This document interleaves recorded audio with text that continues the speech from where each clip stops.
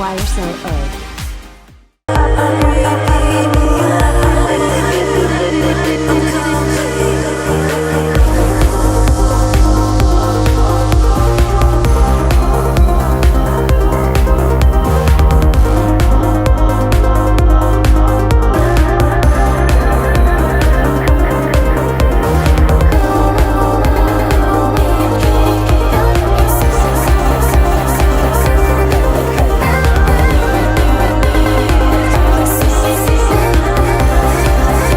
Hello, this is Wires OO and we are here with DJ Dave. Hi.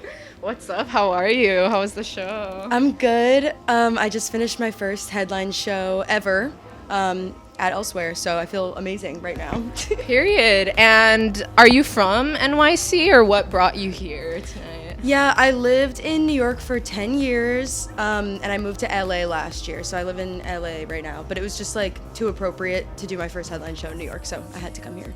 Okay, so New York or LA? Oh, dude, there's just so... Or are they just so different? They're so different, honestly. I would say New York while you're like younger, Okay. and then LA when you want to just be comfortable for a little while. Like When it's you're just ready. a lot more comfortable there. Yeah, when you're ready. Period.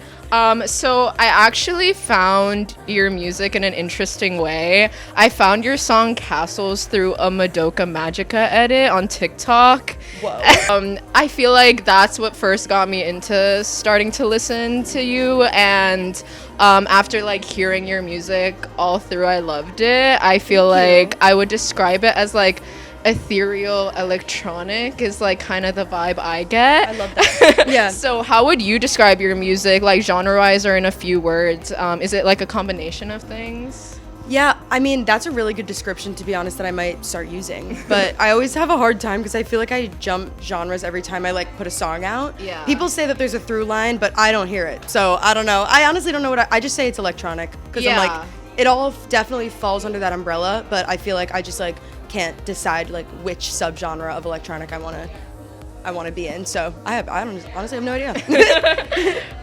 So you called tonight an algorave. Yes. And you do code your own music, correct? And then Yes. you were live coding tonight. Is Yeah. that true? So yeah. Okay, yeah, like explain Yes, that. So yeah, an algorave is basically just a show where you're listening to live coders. Usually it's all live coders, so like everyone that's performing is performing with live code or like something kind of live code adjacent, like modular synthesis or something like that. So tonight would definitely be considered an algorave because I was live coding. And tonight looked a little different than usual because usually I'm triggering each sound manually. Like I'm up there like live, editing every single sound and making them come out. But I wanted to do some live vocals today for the first time. So I pre-programmed, like pre-sequenced my set so that it would run through the loops on its own, which is something that took me 2 whole weeks. Like, I know that doesn't sound like that long, but it was like No. every single day, Yeah. waking up, editing these files, like practicing them, whatever. So yes, it was still live coding, and it was a brand new set for me. So how long have you been a woman in STEM? How did it take you from like coding to music? So I don't have any like computer science background or anything. I was actually in college when I was like, I don't know what I want to do anymore. Like I didn't like my major, so I started taking a bunch of random classes, like just a bunch of random classes, like knitting. I don't even know. I took a front end web development class, and then I was like, I realized through that class that I really liked coding, which I was like, I never thought I would like that because I always thought I was going to do something creative, like fine art or like fashion design or something. That was always my plan. And then I took a class in 2019. So that was when I was first ever exposed to live coding. I took a class on it, and then it was COVID shortly after. So I guess that was really when I felt like I became a woman in STEM, because I was like every day like just grinding, learning more. And then after COVID, I just started performing. And I mean, I guess then I was even more of a woman in STEM then. But it's been like 6 years now, which is crazy. How you code music? Yes. I feel like I always botch this description, but it's basically like I'm writing code. I'm communicating with the computer with text, letters, and numbers that are telling the computer to do a certain thing. So in traditional coding, like programming, like, you know, think of like a software engineer. They're writing code and the output is like some sort of thing. I don't even know what software engineers do, to be honest with you.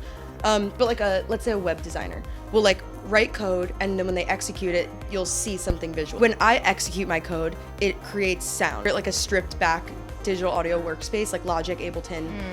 But instead of having a knob where you like turn the volume up or like turn the cutoff down or whatever, you're writing like amplitude 0.5, and that's like 50% volume, you know? Okay. So it's just like text-based music making in a way.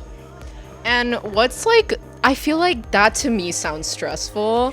So what is like the most stressful part of that, but also what's the funnest part of that? Because I feel like it could be both. I mean, the most stressful part is like doing live performances and knowing that like a single letter could make my code mess up, which happens all the time. I actually did have 2 errors today. I was gonna say I can't believe I didn't have any, but I did have 2. So that's the hardest part. And then I feel like the most rewarding part, or the most fun part, is like just getting to use this tool that still feels like it's in its early stages of like development. Even though live coding's been around since like the turn of the century, it just feels cool to be a part of like such an emerging community. Yeah. And like getting to learn along with like the general public about like how live coding works. So that's probably, I mean, the most rewarding part for sure. Yeah, it's very niche. It is very niche. It's very niche. It's very niche. You said on Instagram once that you do not use AI at all, and you kind of stand firm on that. You will not be using it. So obviously it's a hot topic right now. Like people are debating like, you know, can AI be used for art, and does that make the art, you know, like tainted or whatnot? So what are your thoughts kind of on that in general? I mean, I feel like AI is a tool just like anything else. I think that it's just not for everybody. Like, I don't think it needs to be applied to everything. I definitely don't feel like it needs to be applied to my process. I know a lot of really fantastic AI musicians. Weirdly enough, like people have been using it for like decades. To name a couple, literally, because people don't believe me, there's this one person, Portrait XO, who's been using AI to make audiovisual art for years, and then my 2 friends, CJ and Zach, who go by Databots, and they're a really amazing AI music duo. So there are like really pure examples of like AI being used in music creation, in my opinion.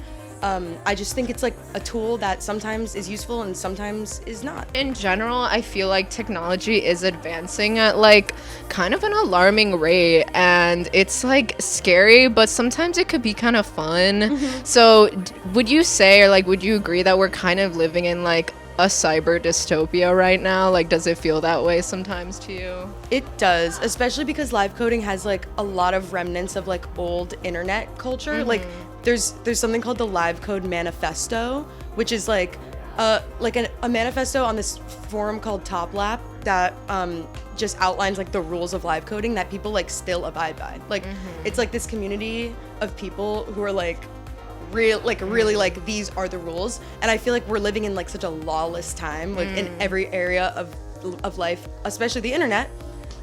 So it's exciting. There's some areas that I'm just like, yo, like what the hell is going on? Yeah. And then there's other areas where I'm like, the internet has never been more vast, brought people together more. I've met so many people, obviously through the internet, who I collaborate with, make music with, hang out with, whatever. So I feel like there's going to be some sort of emergence of people who like really just use it for good, and then the slop will be out the door soon enough. I'm sure. It's a live code Bible. Yeah, literally it's a live code Bible. Yeah. That's crazy. Wow. So wrapping up, do you have anything coming in the future, or anything that you're excited about that you kind of want to give a shout out to or attention to? So the first thing is I have a song on Alice in Wonderland's album coming out in December that I'm really excited about. I've been waiting so long for the song to be out, so I'm excited for people to hear it. And then I just have like a lot of new music coming out in the next year.